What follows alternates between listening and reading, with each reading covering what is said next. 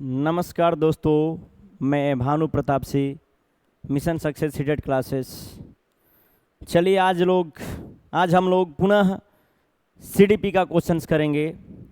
जैसे कि पहले हमने 8 वीडियो अपलोड कर चुका हूं।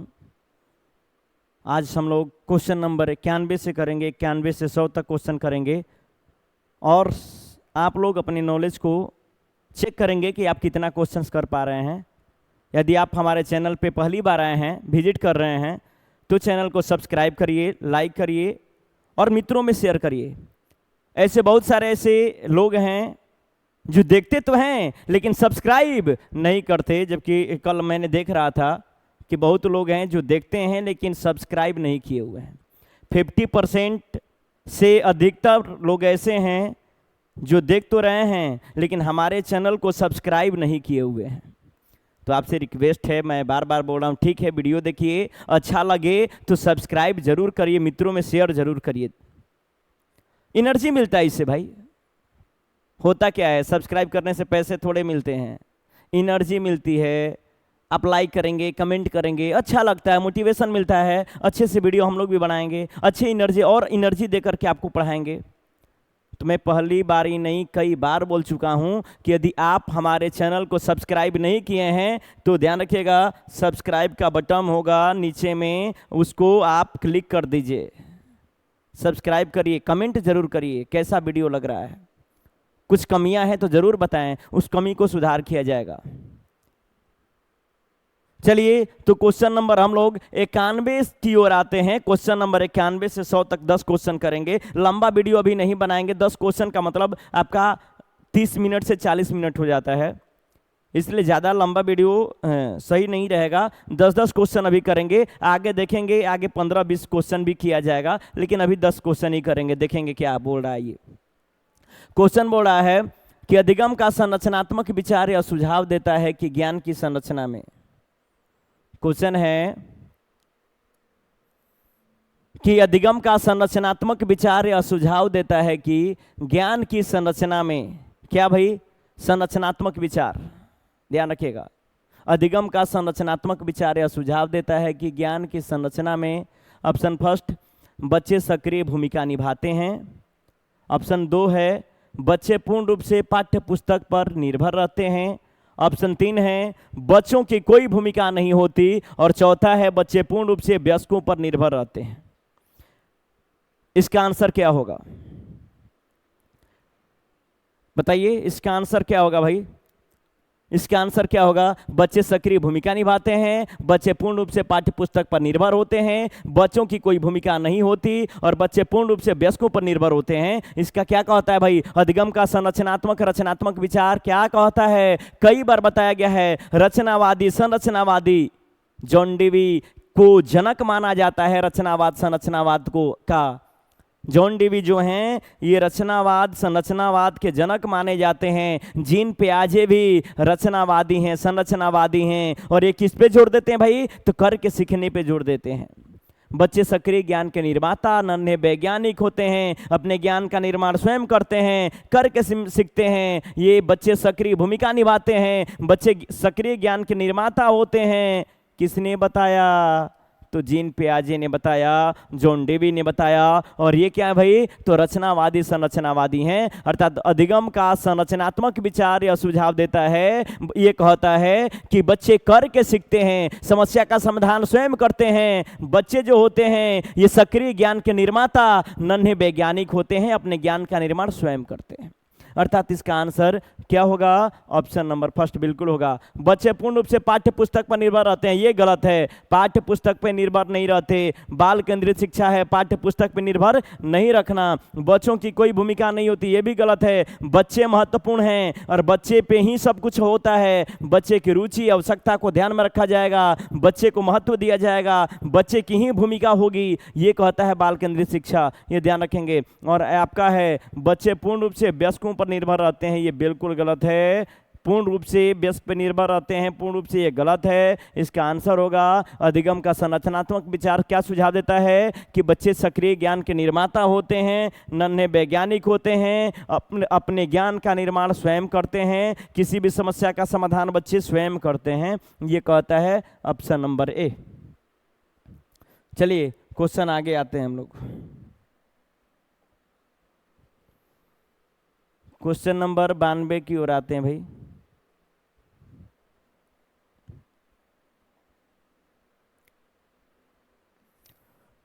कह रहा है कि अधिगम के लिए निम्न में से कौन सी धारणा उपयुक्त है। अधिगम के लिए कौन सी धारणा उपयुक्त है इनमें से भाई? प्रयासों से कोई फर्क नहीं पड़ता, असफलता अनियंत्रित है, योग्यता सुधार्य है और योग्यता अटल है। बताइए इसका आंसर क्या होगा?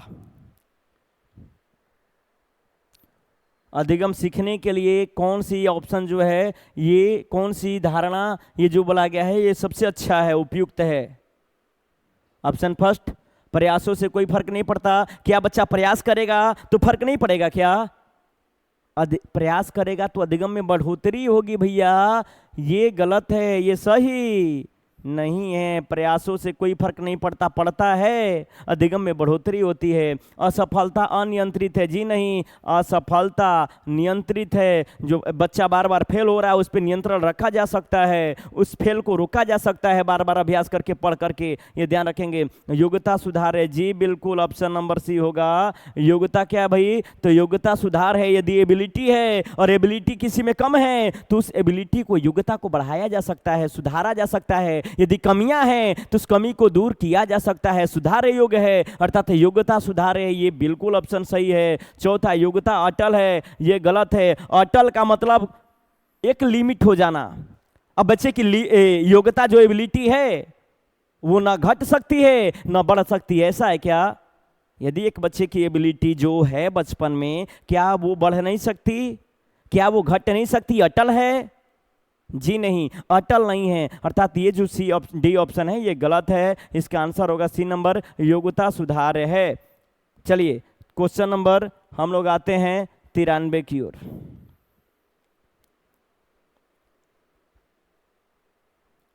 क्वेश्चन है, किस आयु में बच्चे शब्दों के खेल में शामिल हो सकते हैं और ऐसे चुटकुलों और पहेलियों को पसंद कर सकते हैं जिनमें शब्दों का खेल शामिल हो?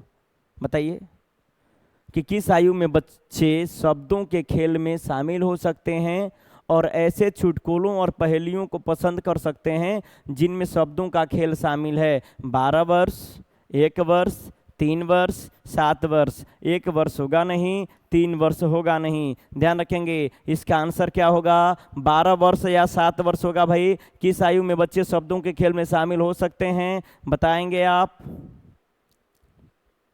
इसका आंसर होगा ऑप्शन नंबर 7 वर्ष। किस आयु में बच्चे शब्दों के खेल में शामिल हो सकते हैं और ऐसे चुटकुलों और पहेलियों को पसंद कर सकते हैं जिनमें शब्दों का खेल शामिल है? चुटकुला और पहेलियों का प्रयोग किसमें किया जाता है? बाल्यावस्था में किया जाता है, जिसका उम्र काल है शुरू होता है 6 वर्ष से लेकर के 12 वर्ष। अर्थात इसका आंसर बिल्कुल होगा डी नंबर, चुटकुलों का प्रयोग। ध्यान रखेंगे पहेलियों का प्रयोग शब्द खेल में किस अवस्था में भाई? तो ऑप्शन 7 वर्ष जब होता है, प्रारंभ होता है। 6 वर्ष जब प्रारंभ होता है तो बच्चे शब्दों से खेलने लगते हैं, चुटकुलों, कहानियों से, कविताओं से रुचि लेते हैं। तो ध्यान रखेंगे इसका आंसर बिल्कुल होगा डी नंबर। 12 वर्ष नहीं होगा इसका। 12 वर्ष में बच्चा ज़्यादा परिपक्व होने लगता है, किशोरावस्था की ओर बढ़ने लगता है, जबकि 7 वर्ष में बच्चा बाल्यावस्था प्रारंभ होता है और बाल्यावस्था में ये धारणाएं, ये गुण आते हैं। अर्थात इसका आंसर 3 वर्ष में बच्चा पहेली से नहीं खेलेगा। ध्यान रखेंगे शब्द का प्रयोग तो सीखता ही नहीं है सही से। 1 वर्ष में तो बिल्कुल नहीं। इसका आंसर बिल्कुल होगा D number, option number D बिल्कुल सही है। चलिए क्वेश्चन नंबर 94 की ओर आते हैं। 94 की ओर आते हैं। कैरल गिलिगन ने कोहलबर्ग के नैतिक विकास के सिद्धांत की आलोचना की है। अब बताइए, आप पढ़े हुए हैं नैतिक विकास का सिद्धांत, किसने दिया भाई? तो कोहलबर्ग ने दिया। कहाँ के निवासी? अमेरिका के मनोवैज्ञानिक हैं। इनकी शिष्या कैरल गिलिगन थी और इन्होंने इनकी आलोचना की है। नैतिक विकास के सिद्धांत पढ़ेंगे, 3 लेवल 6 स्टेज हैं। पूर्व परंपरागत अवस्था, परंपरागत अवस्था, उत्तर परंपरागत अवस्था, उसके 6 स्टेज आप पढ़ेंगे। तो उनकी शिष्या कैरोल गिल्गन उनकी आलोचना की है, उनकी बुराई की है। क्यों की है भाई? तो सामाजिक संज्ञानात्मक दृष्टिकोण से, नारीवादी दृष्टिकोण से, या आनुवांशिक कारकों का पर्याप्त महत्व न देने पर, या केस अध्ययन को अनुसंधान पद्धति के रूप में उपयोग करने के लिए। इसका आंसर क्या करेंगे आप बताएं? कैरोल गिल्लिगन क्यों इनकी आलोचना की है भाई? तो इसका आंसर होगा नारीवादी दृष्टिकोण से। नारीवादी दृष्टिकोण से, इन्होंने नारीवादी दृष्टिकोण से इनकी आलोचना की है, क्योंकि ये जो आपके लॉरेंस कोहलबर्ग थे, इन्होंने अपने प्रयोग जो किया उसमें केवल पुरुषों का स्थान रखा, नारी का, महिलाओं का स्थान नहीं रखा, नगण्य रखा। इसलिए इन्होंने नारीवादी दृष्टिकोण से इन्होंने बताया कि किसी भी समस्या के ऊपर सोचने का तरीका महिलाओं का अलग हो सकता है, पुरुषों का अलग हो सकता है। इसलिए अपने प्रयोग में इन्होंने, कैरोल गिल्लिगन ने लॉरेंस कोहलबर्ग को कहा कि आप अपने प्रयोग में पुरुष और महिला दोनों को स्थान आपको रखना चाहिए, क्योंकि किसी भी समस्या के ऊपर सोचने का जो तरीका है ये महिलाओं का अलग है और पुरुषों का अलग हो सकता है। ध्यान रखिएगा। अर्थात कहने का मतलब है कि इन्होंने आलोचना की किसको लेकर के भाई? तो नारीवादी दृष्टिकोण को लेकर के इन्होंने आलोचना की। इन्होंने बताया कि किसी भी समस्या के ऊपर देखने का तरीका, दृष्टिकोण जो होता है, नजरिया होता है, वो नारी महिलाओं का अलग हो सकता है और पुरुषों का अलग हो सकता है। ये बिल्कुल आपका ऑप्शन नंबर 20 सही होगा। चलिए आगे आते हैं हम लोग, क्वेश्चन नंबर 95 की ओर आते हैं। चलिए, जिन प्याजे हैं आपके, जिन प्याजे साहब हैं, ये क्या बोल रहे हैं भैया? जिन प्याजे पढ़े हैं आप लोग? पढ़े हैं ना? नहीं पढ़े हैं क्या? पढ़िए। जिन प्याजे के बारे में पढ़ाया जाएगा, बहुत बारीकी तरीके से पढ़ाया जाएगा। ऐसा पढ़ाया जाएगा कि फिर जिन प्याजे को आप नचाएंगे, घुमाएंगे। ध्यान रखिएगा, हम बोल चुके हैं कि बिहार का एकमात्र चैनल जो ऑनलाइन सीटेट क्लास पढ़ाता है mission success CTET classes, Bhanu sir के द्वारा, भानु सर की टीम के द्वारा। और 6 महीना में नंबर 1 चैनल बनाना है बिहार का। आप सभी का सहयोग चाहिए। आप अपने मित्रों को शेयर करें, सब्सक्राइब करें, करवाएं और सबको बताएं कि एक बिहारी भी आया है जो सीटेट पढ़ाने। क्योंकि बिहार में बहुत कम ऐसे क्लासेज हैं जो ऑनलाइन पढ़ाते हैं। यहां से बाहर के लोग पढ़ाते हैं, हर किसी का लैंग्वेज अलग अलग होता है, जबकि हम लोग बिहारी हैं और अपनी मातृभाषा में कभी कभी हम लोग भोजपुरी का भी प्रयोग करते हैं। हिंदी के साथ साथ खड़ी बोली नहीं होती है भैया। और आपको बिल्कुल समझ में आएगा। अपने मित्रों को बताएं कि भानु सर से जुड़िए, बिल्कुल समझ में आएगा। मात्र सीटेट 499 में, 499 में पास कराएंगे हम आपको। अब इससे कम क्या? 499 में सीटेट पास कराने की गारंटी है हमारे यहां। बहुत जल्द आ रहे हैं हम 499 का बैच लेकर के, और सीटेट क्वालिफाई कराने का दम रखते हैं हम। ध्यान रखिएगा। तो जितना हो सके शेयर मारिए, सब्सक्राइब करवाइए, मित्रों से पूरा का पूरा शेयर मरवाइए। जितने भी आपके बीएड ग्रुप हैं, डीएलएड ग्रुप हैं, या आप बीएड करना चाहते हैं, आपके मित्र, आपके सहेली, आपके रिलेशन के लोग बीएड किए, सीटेट नहीं निकल रहा है, एक बार मिशन सक्सेस से जुड़िए, भानु सर से जुड़िए, और हम आपको बताते हैं कि सीटेट जरूर पास करेंगे, सीटेट जरूर पास करेंगे। ये मेरी में एबिलिटी है, पास कराने का दम है, जज्बा है। हमने हजारों की संख्या में बच्चों को पास कराया है सीटेट। पहले ये था अंतर कि पहले ऑफलाइन था और आज ऑनलाइन है, और पहला क्लास है पूरे बिहार का जो ऑनलाइन आया हुआ है यूट्यूब पे, अपने चैनल पे। नहीं तो बाहर के लोग पढ़ाते हैं, अपने मातृभाषा का प्रयोग नहीं करते। तो आप सबसे आग्रह है, अनुरोध है, रिक्वेस्ट है कि सब्सक्राइब करवाएं, शेयर मरवाएं, ज्यादा से ज्यादा लोगों को जोड़ें। और बिहार का नंबर 1 चैनल बनाना है आपको। किसको भैया? तो भानु सर की टीम मिशन सक्सेस को।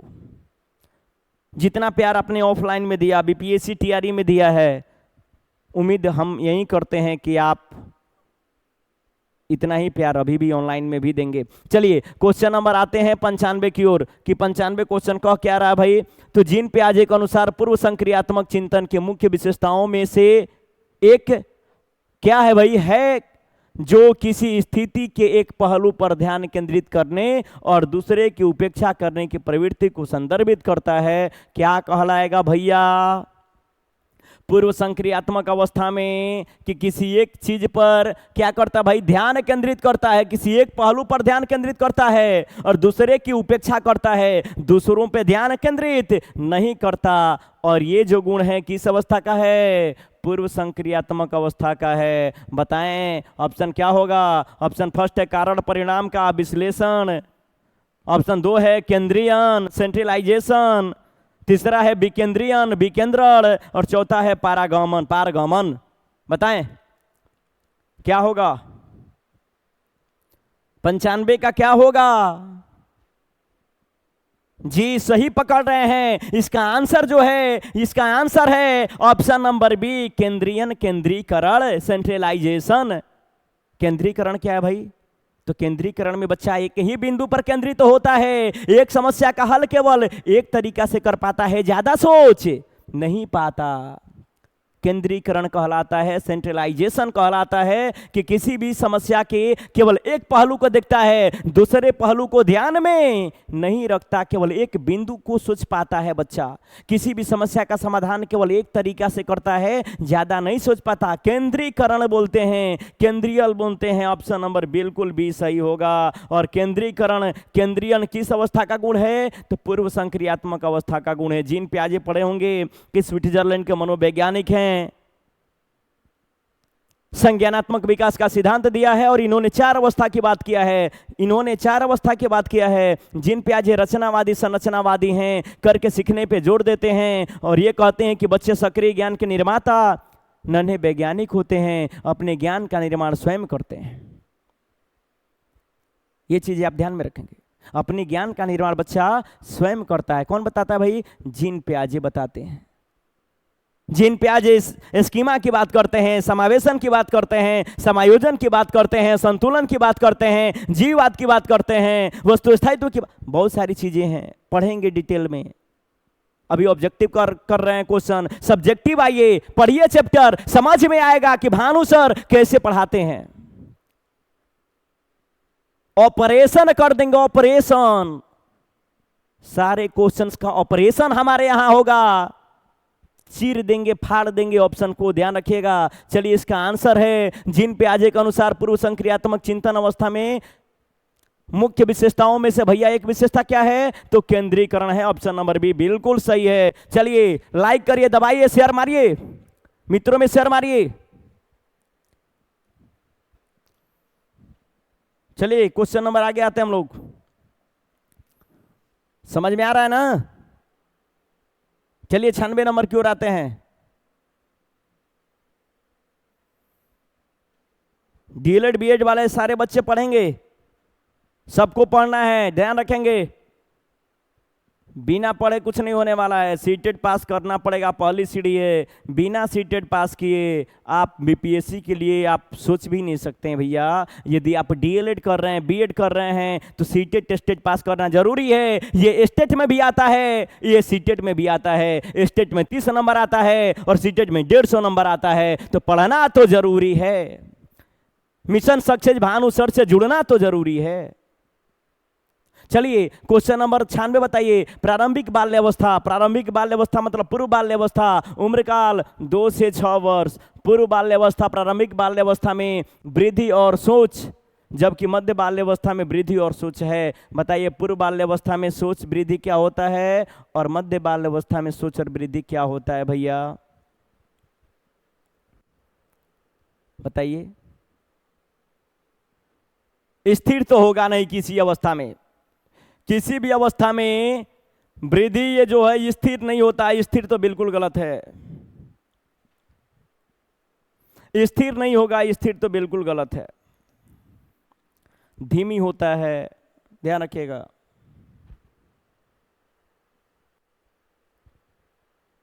एक मिनट, स्थिर सारे ऑप्शन में स्थिर दिया है।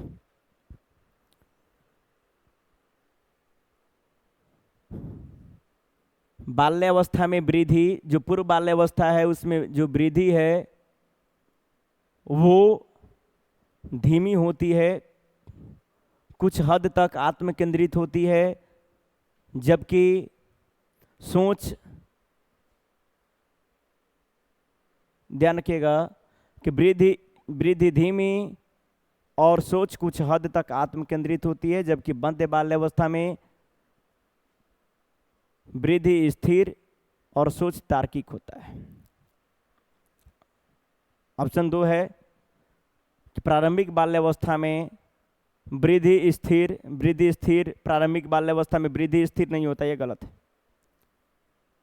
प्रारंभिक बाल्यावस्था में वृद्धि स्थिर नहीं होता। 2 से 6 वर्ष प्रारंभिक बाल्यावस्था है और इसमें वृद्धि का मतलब शारीरिक विकास, और शारीरिक विकास तीव्र गति से बढ़ता है। 2 से 6 वर्ष में बच्चे का शारीरिक विकास तीव्र गति से बढ़ता है, स्थिर नहीं होता, अर्थात प्रारंभिक बाल्यावस्था में वृद्धि स्थिर नहीं होता। ये ऑप्शन गलत है, ये ऑप्शन गलत है, बी सी नहीं होगा, ऑप्शन ए होगा या तो ऑप्शन डी होगा। कुछ ऐसे क्वेश्चन होते हैं जिसको ऑप्शन से पकड़ना पड़ता है, और ऑप्शन से पकड़ेंगे तो ऑप्शन बी नहीं होगा, ऑप्शन सी नहीं होगा, क्योंकि पूर्व बाल्यावस्था में, प्रारंभिक बाल्यावस्था में वृद्धि कभी स्थिर नहीं होता। पूर्व बाल्यावस्था का उम्र काल है 2 से 6 वर्ष, और 2 से 6 वर्ष में बच्चे की शारीरिक विकास तीव्र गति से बढ़ता है, स्थिर नहीं होता। ध्यान रखिएगा, पूर्व बाल्यावस्था में बच्चा तर्क नहीं देता, बच्चे में चिंतन शक्ति का विकास नहीं होता, अर्थात ये डी भी गलती है। ऑप्शन ए बिल्कुल सही है कि प्रारंभिक बाल्यावस्था में वृद्धि धीमी और सोच कुछ हद तक आत्म केंद्रित होता है, जबकि मध्य बाल्यावस्था में वृद्धि जो है ये स्थिर हो जाता है और सोच तार्किक हो जाता है, अर्थात इसका आंसर जो है ये बिल्कुल 96 का ए होगा। ऑप्शन से पकड़िए कि पूर्व बाल्यावस्था में जो वृद्धि होगा, वृद्धि मतलब शारीरिक विकास, वो स्थिर नहीं होता, अर्थात यहां बोल रहा है वृद्धि स्थिर, जौना में स्थिर बा वो ऑप्शन ना होई। ऑप्शन से पकड़ा कि पूर्व बाल्यावस्था में वृद्धि स्थिर नहीं होता, और पूर्व बाल्यावस्था में तर्क बच्चा नहीं देता, तर्क और चिंतन का विकास 6 वर्ष के बाद प्रारंभ होता है, अर्थात ध्यान रखिएगा कि अब ऑप्शन तो या तो ए हो सकता है या तो डी हो सकता है। तो इसमें है धीमी और सोच तार्किक, जबकि प्रारंभिक बाल्यावस्था में बच्चा तर्क नहीं देता है भैया, अर्थात इसका आंसर होगा धीमी, कुछ हद तक आत्म केंद्रित, जबकि मध्य बाल्यावस्था का उम्र काल है 6 से 9 वर्ष, और इसमें जो बच्चे का लगभग शारीरिक विकास है वो रुक जाता है, स्थिर हो जाता है, स्थिर और सोच तार्किक हो जाता है, इसलिए इसका जो आंसर है ये 96 का ए होगा। चलिए क्वेश्चन नंबर आगे की ओर आते हैं हम लोग, क्वेश्चन नंबर 97 की ओर आते हैं। इस क्वेश्चन का आंसर दीजिए आप लोग कि निम्नलिखित में से कौन सा स्थूल गति कौशल है। कई बार बताया गया है स्थूल गति कौशल, कई बार बताया गया है स्थूल गति कौशल क्या है। इसका आंसर हम नहीं देंगे, 97 का आप आंसर दे करके बताइए कि इसका आंसर क्या होगा। क्या होगा? ए होगा, बी होगा, सी होगा या डी होगा? आया है क्वेश्चन, पहले बताया गया है भैया, पिछले वीडियो आप देख सकते हैं, आपको बताया गया है कि स्थूल गति कौशल क्या है, सूक्ष्म गति कौशल क्या है, तो आप बिल्कुल कर सकते हैं। बताइए, स्थूल गति बुनाई, तैरना, एक कागज पर वृत्त को रूपरेखा के अनुसार काटना, या एक कागज पर एक बड़े आयत को रूपरेखा के अनुसार काटना। इसका आंसर हाँ बिल्कुल सही, ऑप्शन नंबर बी बिल्कुल सही है। तैरना है कैसा कौशल? स्थूल गति कौशल है भैया, तैरना स्थूल गति कौशल है, ये बिल्कुल सही है, ऑप्शन नंबर बी बिल्कुल सही है। चलिए अब बोलेंगे सर सूक्ष्म गति कौशल, स्थूल गति कौशल क्या है? फाइन मोटर, ग्रॉस मोटर क्या है भैया? तो ध्यान रखेंगे जिसमें हमारी मांसपेशियां कम काम करती हैं वो सूक्ष्म गति कौशल कहलाता है, जिसमें अंगुली जिसमें काम करता है वो सूक्ष्म गति कौशल कहलाता है, और जिसमें हमारे पूरा मांसपेशियां बॉडी ज़्यादा काम करती हैं वो स्थूल स्थूल गति कौशल कहलाता है। बुनाई करते हैं, बुनाई किससे करते हैं? अंगुली से करते हैं, और अंगुली से कोई काम करते हैं तो सूक्ष्म गति कौशल कहलाता है। अर्थात ए नंबर तो बिल्कुल नहीं होगा। एक कागज पर वृत्त को रूपरेखा के रूप में, वृत्त को ऐसे काटेंगे, कैसे? अंगुली से ना। एक कागज पर बड़े आयत के रूपरेखा काटेंगे, कैसे? अंगुली से ना भैया काटेंगे। इसका आंसर, जबकि तैरेंगे तो पूरा हाथ पूरा पैर। तैरने में केवल अंगुली चलाते हैं क्या? नहीं ना, तैरने में हाथ पैर पूरा बॉडी मारते हैं। अर्थात जो तैरना है ये स्थूल गति कौशल का उदाहरण है। चलिए ऑप्शन नंबर बी बिल्कुल सही होगा, ऑप्शन नंबर बी बिल्कुल सही होगा। चलिए क्वेश्चन नंबर 98 की ओर आते हैं।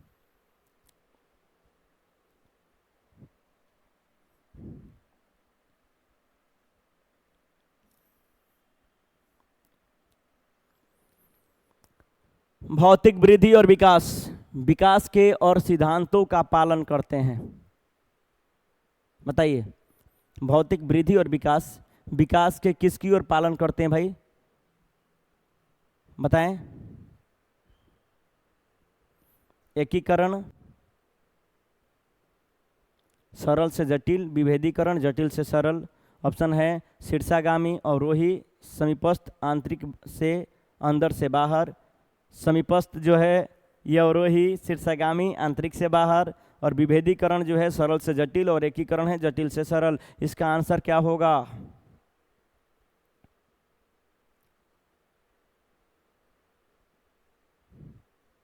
इसका आंसर होगा, समझ रहे हैं क्या? ऑप्शन समझ रहे हैं क्या?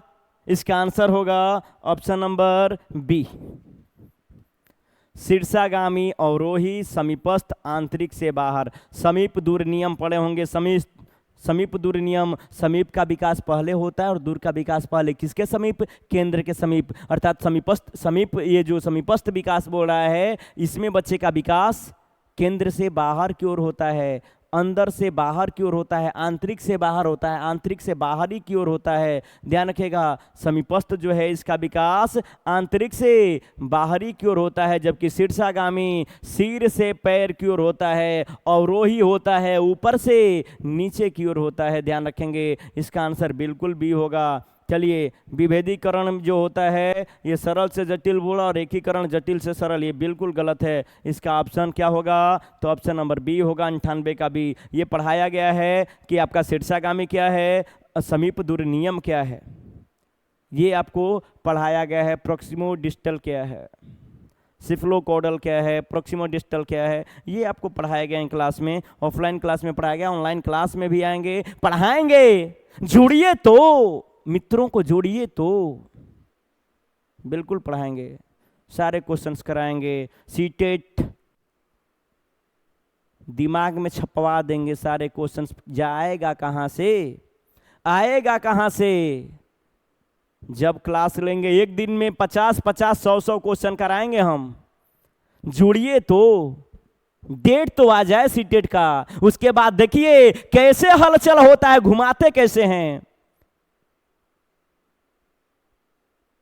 आपके मित्र जो हैं, जो नहीं पढ़े, उनको बोलिए कि एक बार जुड़ें, सब्सक्राइब करें, शेयर करें। आप अपने जितने भी मित्र हैं बीएड में हैं उनको भेजिए, बोलिए कि कम से कम एक वीडियो रोज तो देखो, आधा घंटे का।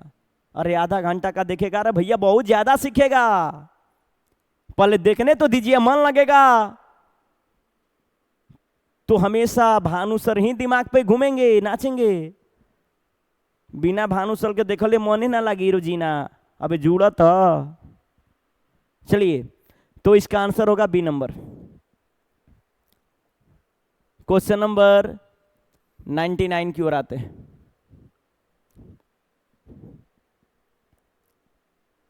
हार्वर्ड गार्डनर भैया अमेरिका के ये भी निवासी हैं, बहुबुद्धि का सिद्धांत दिया है। 1983 में बहुबुद्धि का सिद्धांत दिया और बताया था कि बुद्धि एक प्रकार की नहीं होती, बुद्धि 7 प्रकार की होती है। 1983 में इन्होंने अपना सिद्धांत दिया और बताया कि बुद्धि के 7 प्रकार हैं। किसने? तो हार्वर्ड गार्डनर ने, अमेरिका के निवासी हैं। तो ये क्या कहते हैं, आइए, कि हार्वर्ड गार्डनर के अनुसार एक दर्शन शास्त्री के पास खाली स्थान प्रकार की बुद्धि और मूर्तिकार के पास खाली प्रकार की बुद्धि की मात्रा अधिक होती है। अब बताइए दर्शन शास्त्र के पास जो दर्शन शास्त्री होंगे उनके पास भाषिक बुद्धि होगा? बैक बिल्कुल नहीं। जो दर्शन शास्त्र जिनमें जानकारी दर्शन शास्त्र का होगा उनमें भाषा वाली बुद्धि थोड़ी होगी। ये तो बिल्कुल गलत है भैया। द्विक स्थान स्थानिक बुद्धि बिल्कुल नहीं होगी। दर्शन शास्त्री जो हैं उनके पास स्थानिक बुद्धि नहीं होती। मूर्तिकार के पास कौन सी बुद्धि होती है भैया? तो मूर्तिकार के पास जो होती है ये स्थानिक बुद्धि होती है। मूर्ति के पास स्थानिक बुद्धि और जो दर्शन शास्त्र जो होते हैं फिलोसफर होते हैं अंत व्यक्तिक बुद्धि। ऑप्शन नंबर सी बिल्कुल सही। ऑप्शन के अनुसार चलिए और देखिए इसका आंसर होगा द्विक स्थान का मतलब स्थानिक बुद्धि और मूर्तिकार, नाविक, चित्रकार, वास्तुकार, आर्किटेक्चर जो होते हैं उनके पास स्थानिक बुद्धि होती है, दिक स्थानिक बुद्धि होती है, स्थानिक बुद्धि होती है, जबकि दर्शन शास्त्री के पास अंतःव्यक्तिक बुद्धि होती है। और बोलेंगे सर अंतःव्यक्तिक बुद्धि क्या है, स्थानिक बुद्धि क्या है, भाषिक बुद्धि क्या है? तो इसके लिए आप मेरे चैनल से जुड़े रहिए, आपको डिटेल में पढ़ाएंगे, यूट्यूब पे फ्री क्लास में पढ़ाएंगे। यदि आपको 499 ज्यादा लग रहा है, फ्री में पढ़ना है तो फ्री में ही जुड़ करके धीरे धीरे पढ़िए और उस पर रेगुलर क्लास होगा, इस पे धीरे धीरे क्लास जाएंगे। फ्री वाला क्लास फ्री जैसा होता है भैया, मेहनत कोई करेगा तो कुछ तो होना चाहिए। तो ध्यान रखेंगे रेगुलर क्लास लेना है आपको तो आप हमारे चैनल से जुड़ेंगे और प्ले स्टोर पे जाकर के MSI बाई भानु सर जो हमारा ऐप है डाउनलोड कर लीजिए। MSI ऐप जो है MSI बाई भानु सर और यही लोगो होगा आपका, ये लोगो दिखेगा, डाउनलोड कर लीजिए। और बहुत जल्द आ रहे हैं हम लोग अपने टीम के साथ, तब गारदा होई, गारदा तो होइबे करी, ध्यान रखियो, पहले जुड़ा तो। चलो आइए, तो इसका आंसर हार्वर्ड गार्डनर क्या होगा भैया? तो ऑप्शन नंबर सी बिल्कुल सही होगा। ऑप्शन नंबर सी बिल्कुल सही होगा, ध्यान रखेंगे, ऑप्शन नंबर सी बिल्कुल सही होगा। चलिए क्वेश्चन नंबर आगे की ओर आते हैं। आज का आखिरी 100 नंबर का क्वेश्चन है। ये क्या कह रहा है भैया? 100 नंबर क्वेश्चन क्या कह रहा है कि अनुभवात्मक अधिगम किस पर बल देता है? अनुभवात्मक अधिगम किस पर बल देता है? बताएं। अनुभवात्मक समझ में आ रहा है क्या? अनुभव से संबंधित है। अनुभवात्मक अधिगम किस पर बल देता है? बच्चों के अधिगम पर, शिक्षक के नियंत्रण पर, सीखने के पुनर्बलन की भूमिका पर, आलोचनात्मक प्रतिबिंबन के महत्व पर, या एक प्रक्रिया के बजाय अधिगम को एक उत्पाद के रूप में देखने पर? बताएं। अनुभवात्मक अधिगम किस पर बल देता है? आंसर बताएं जल्दी जल्दी।